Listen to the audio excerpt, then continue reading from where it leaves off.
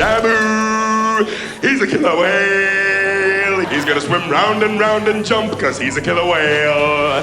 And his name is Shamu! He's a killer whale! Yeah!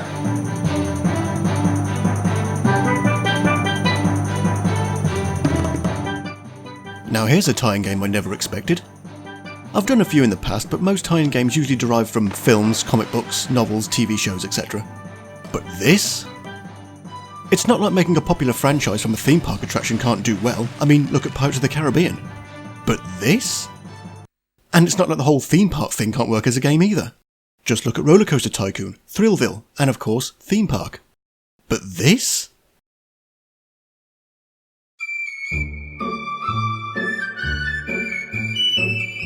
And the theme park in question is SeaWorld. SeaWorld is an oceanic-themed amusement park in 3 locations in the United States. Their mascot, of which there have been a few, is an orca or killer whale named Shamu, who was originally captured in 1965 and turned into a circus act. Yeah, you can see where this is going.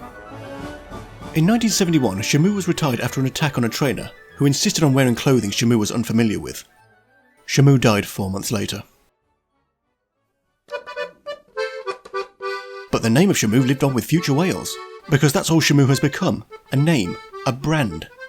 So of course, if you walk into any of SeaWorld's gift shops, you'll find all kinds of Shamu-related merchandise. Because money. So what other way can SeaWorld cash in?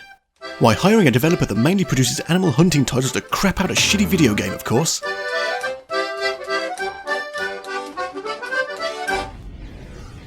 Published by Activision in 2005, Shamu's Deep Sea Adventures follows Shamu attempting to save SeaWorld from Poseidon raising Atlantis back to the surface.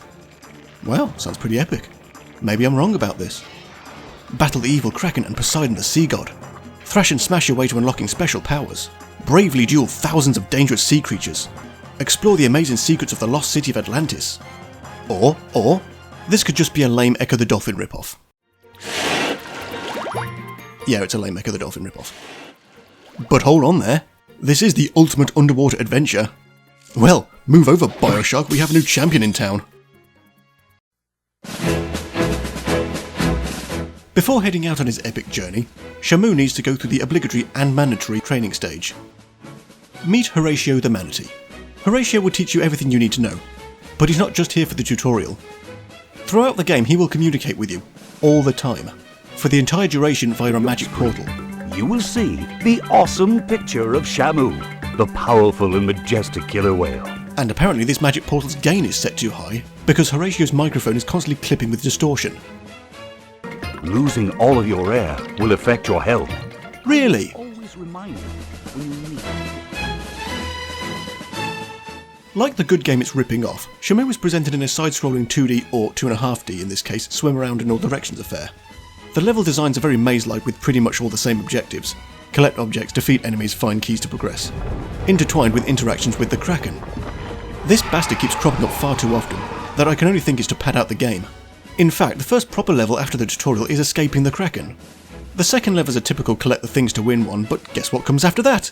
Pursue the Kraken! Then what comes right after that? Escape the Kraken again! Have you ever played or at least seen Superman for the Nintendo 64? If so, you'll know how astonishingly bad it is. All it consists of is fly through rings, generic mission, fly through rings, generic mission. And the developer, Titus, saying, sod it, that'll do, repeat that a few times and that's the game. That is what this is feeling like so far. How many levels are there anyway? 20? Ugh. Fantastic! Oh, shut up, Horatio. Regarding the collectibles, the most important one after air and food are the Kraken crystals. Great! You found a Kraken crystal. Yeah, thanks for that patronising praise. By the way, I don't really find the Kraken crystals. Most of the collectibles are just floating around in plain sight. That doesn't really require much hunting skills. That's like if you inhaled and somebody just said, "Congratulations, you found the air!" Anyway, these are left behind by the Kraken after his ink solidifies, because that's how cephalopod ink works. These increase your score, but more importantly unlock more animal behaviours. There are 3 sets of these: offensive, defensive and special, all requiring certain button combinations. These do not work. They only seem to happen when they feel like it. They're best used in boss fights, and an on-screen prompt will tell you which ones to use, because this game thinks you're an idiot. Like a fighting game, you can pause at any time to look up the move list and attempt these hand cramp inducing moves. You can be right next to the boss pressing the correct buttons and Shamu will not do dick. When the move does eventually work, it feels as if the game does it for you out of pity. Shamu is on his way to Atlantis. Each level is bookended with comic book style cutscenes for story exposition. I'm air quoting story here. If this game wasn't lazy enough, all the exciting developments seem to happen here and not in-game. All the dull tasks are reserved for you. Splash!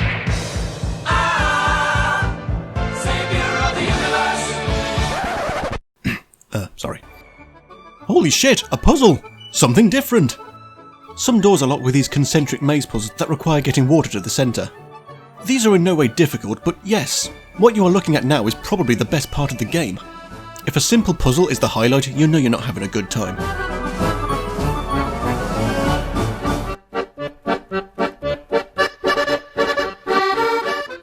As I mentioned before, the climax of the game has Shamu foiling Poseidon's plan to resurrect Atlantis, and replace SeaWorld as Horatio puts it.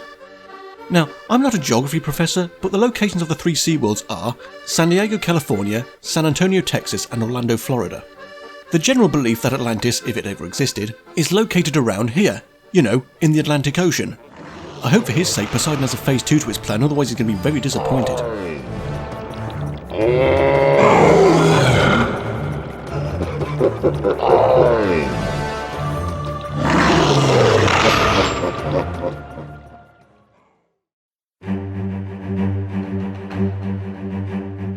Shamu's Deep Sea Adventures is ironically shallow, unnecessary garbage.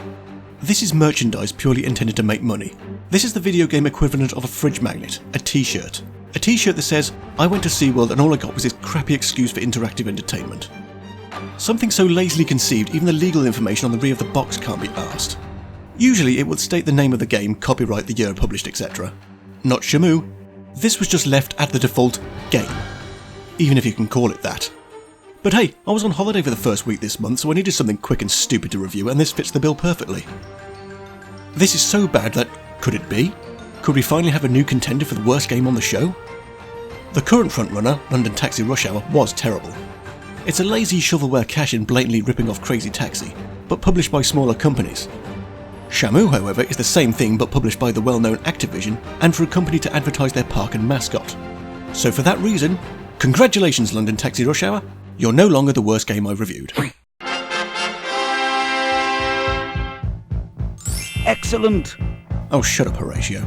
Splash!